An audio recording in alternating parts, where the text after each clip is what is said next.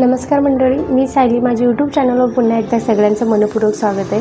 आज आपण हिरव्या वाटणातील व्हेज दम बिर्याणी बनवणार आहे. त्यासाठी जे काही बेसिक साहित्य आहेत मी घेतलेलं आहे. आधी एकदा साहित्य बघू, त्यानंतर रेसिपीला सुरुवात करू. चला तर मग साहित्य बघू. आधी आपण भाजी बघू. भाजीमध्ये इथं मी कांदा, टोमॅटो, गाजर, शिमला मिरची, परसबी, पुदिना आणि मटर घेतले, निंबू घेतले. कांदा 2 आपल्याला बिर्याणीसाठी वापरायचे. 2 कांदा आपल्याला भाजून घ्यायचा आहे. आता मी इथे 2 कांदा घेतलेला आहे बिर्याणीसाठी. आता नंतर आपल्याला 1 कप तांदूळ पाण्यात घालून भिजून ठेवायचे. तांदूळ पाण्यात घालून भिजून ठेवलं ना भात चांगलं बनते आणि जास्ती फुगते. आता त्याला स्वच्छ धुवून भिजून ठेवायचे 15 मिनिटासाठी. त्यानंतर आपण हिरव्या वाटणातील बिर्याणी बनवतो.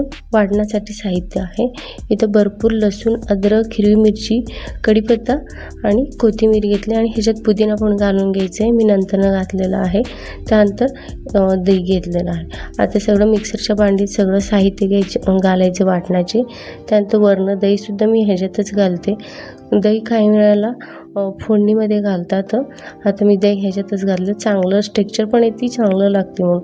आता 15 मिनटं तांदूळ भिजून ठेवलेला आहे. त्यानंतर पाणी उकळून घ्यायचं. त्याच्यात खडा मसाला, तेल आणि मीठ घालून भिजून ठेवलेलं तांदूळ सगळं ह्याच्यात घालायचं. तांदूळ 80% आपल्याला शिजून घ्यायचं आहे. एक 20 ते 25 मिनटं तांदूळ शिजून तयार होते. आता बघा तांदूळ 80% शिजलेला आहे. हातात धरलेला तांदूळ असं 2 तुकडे व्हायला पाहिजे, एवढंच आपल्याला तांदळाला शिजून घ्यायचं आहे. आता 80% तांदूळ शिजलेला आहे.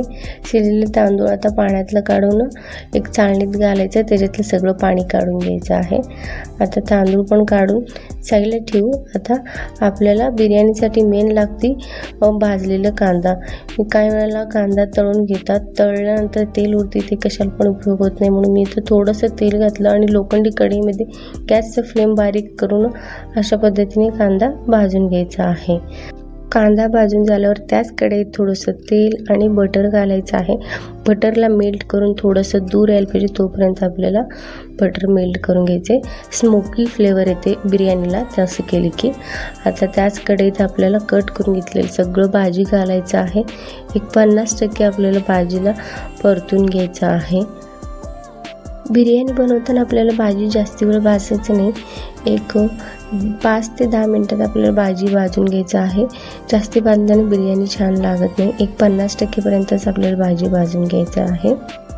आता ह्या स्टेजला मीठ घालायचं. त्यानंतर वाटून घेतलेलं वाटण घालायचं. आता मग भाजीला आणि वाटणला दोन्हीला मिक्स करायचं चांगलं. त्यानंतर एक 5 ते 6 मिनटात चांगलं भाजून तयार होते भाजी आणि वाटण. वाटण बनवताना दही घातलं नसेल ना, ह्या स्टेजला तुम्ही आता दही घालू शकता. आता भाजी आणि वाटण चांगलं मिक्स पण झालेलं आहे, भाजलं पण चांगलं. आता ह्याच्यात आपल्याला मसाला घालून घ्यायचे. हळद, काळा मसाला, मी इथं बिर्याणी मसाला घातला आणि धनेपूड घातलं आणि सगळं मसाला चांगलं मिक्स करून घ्यायचं आहे.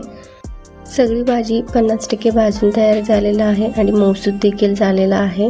अचानक थोडंफार भाजी कच्चं असेल तर दम देताना देखील चांगलं भाजते. आता त्याच्यावर शिजून घेतलेलं तांदूळ घातलं. शिजून घेतलेलं भात चांगल्या प्रकारे भाजीवर सगळीकडे पसरून घ्यायचं. त्यानंतर भाजून घेतलेलं कांदा घालायचं, पुदिना.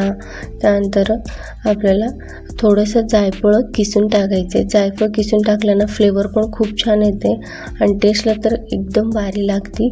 एकदा अशी करून बघा तुम्ही. आता आपल्याला एक प्लेट कवर करून घ्यायचं आहे. ह्याच्यावर अजिबात हवा जाऊ नये तशा पद्धतीने प्लेट करून घ्या. त्यानंतर माझ्याकडे हा फॉईल पेपर होतं. मी आता ह्या फॉईल पेपरने हवा जाऊ नये म्हणून अशी पद्धतीने पॅक करून घेते. फॉईल पेपर नसेल तर काय हरकत नाही, गव्हाचं पीठ लावून घ्यायचं साईडला. त्यानंतर त्याच्यावर ओझं काहीतरी ठेवायचं. एक 5 मिनिट आपल्याला दम काढून घ्यायचा आहे. आता माझे 5 मिनिट झालेलं आहे. आता उघडून घ्यायचं आहे. आता बघू शकता किती छान आपली वाटणातील व्हेज दम बिर्याणी बनवून तयार झालेला आहे. हिरव्या वाटणातील व्हेज दम बिर्याणी मी फर्स्ट टाईम केले, परंतु एकदम परफेक्ट आली आणि स्वादला तर काहीच सांगूच नाही, इतकं भारी लागते. ही रेसिपी चला तर मंडळी, हिरव्या वाटणातील चमचमीत अशी व्हेज दम बिर्याणी बनवून तयार झाली. ही बिर्याणी बनवायला मला फक्त आणि फक्त 30 ते 35 मिनटं लागलेलं आहे. व्हेज दम बिर्याणीची रेसिपी आवडला असेल तर चॅनलला नक्की सबस्क्राईब करा आणि लाईक करा. रेसिपी आवडला असेल तर फ्रेंड्स अँड फॅमिलीमध्ये सगळ्यांनी शेअर करा. मिळूया अशाच एक नवीन रेसिपीसोबत. तोपर्यंत सगळ्यांना बाय बाय. व्हिडिओ शेवटपर्यंत बघितल्याबद्दल सगळ्यांचा मनपूर्वक धन्यवाद.